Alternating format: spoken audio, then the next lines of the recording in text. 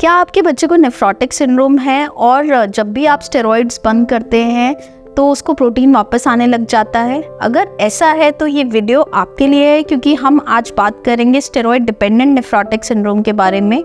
इससे पहले हमने कई वीडियोस डाले हैं जिसमें हमने first episode of steroid sensitive nephrotic syndrome, diet and nephrotic syndrome, frequently relapsing nephrotic syndrome के बारे में बात की है। तो अगर आपको इनके बारे में कुछ जानकारी चाहिए तो पहले के वीडियोस ज़रूर देखिएगा।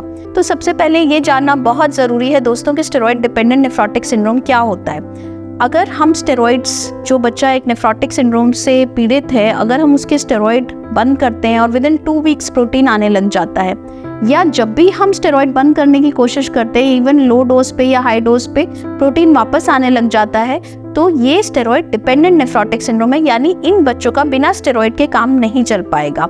ये बच्चे लंबे समय तक इस बीमारी से ग्रस्त हो सकते हैं और फ्यूचर में यानी 12 साल के बाद भी ये बीमारी चल सकती है। तो इन बच्चों को हमें एक खास तरीके से ट्रीट करना बहुत ज़रूरी है और स्पेशलिस्ट केयर की बहुत ज़्यादा ज़रूरत होती है। जैसे कि हमने पहले वीडियोस में भी बताया, ज़्यादातर केसेस में स्टेरॉइड डिपेंडेंट नेफ्रोटिक सिंड्रोम में आप देखेंगे कि ये बच्चे बार बार रिलैप्स करते हैं, कभी किसी इन्फेक्शन के साथ।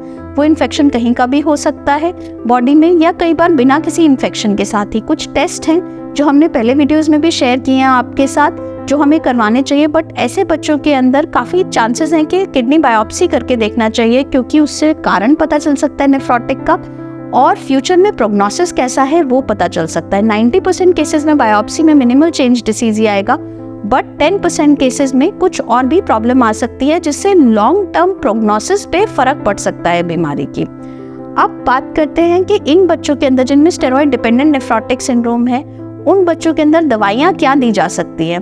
तो ऐसे बच्चों को अगर आप लॉन्ग टर्म स्टेरॉइड्स पे रखेंगे तो स्टेरॉइड्स के साइड इफेक्ट्स जो हमने पहले भी बहुत बार डिस्कस किए, जैसे हाइट पे इफेक्ट पड़ना, यानी उनकी हाइट बढ़ना रुक जाएगा, उनका वेट बहुत ज़्यादा हो जाएगा, उनमें बिहेवियर चेंजेस बहुत देखने को मिलेंगे, बहुत गुस्सा आएगा, चेहरे पे बाल आ सकते हैं, शरीर पे बाल आ सकते हैं, और इसके अलावा बोनी चेंजेस यानी हड्डियां उनकी वीक हो जाएंगी। आंखों के ऊपर इफेक्ट हो सकता है लंबे समय तक स्टेरॉइड देने से, जैसे कैटरैक्ट हो सकता है, ग्लोकोमा हो सकता है, या विजन प्रॉब्लम्स भी हो सकते हैं। तो जब ये साइड इफेक्ट्स आपको लगे कि बहुत ज़्यादा हो रहे हैं, स्पेशली अगर 6 मंथ से ज़्यादा हमें स्टेरॉइड बार बार यूज़ करना पड़ रहा है या स्टेरॉइड पे निर्भरता ही हो गई है, तो हमारे लिए ऑल्टरनेटिव मेडिसिन पे जाना बहुत ज़रूरी है। अब हमारे पास जो ऑप्शंस अवेलेबल हैं उसमें सर्वप्रथम हमारे पास जो ऑप्शन है वो माइकोफिनोलेट मॉर्फेटिल ड्रग का है।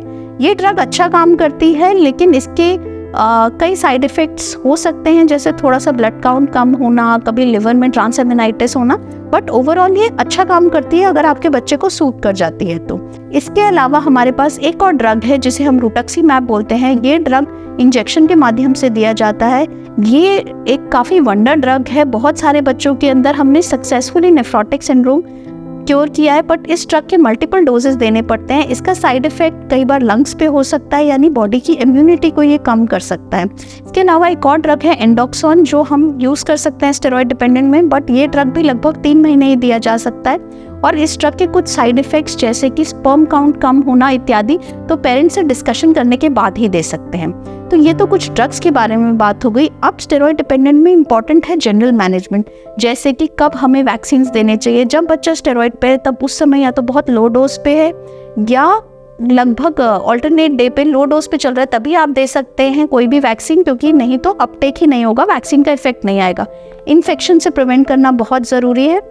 ये कुछ चीज़ें हैं जो आपको जनरल मैनेजमेंट के हम नेक्स्ट वीडियो में बताएंगे।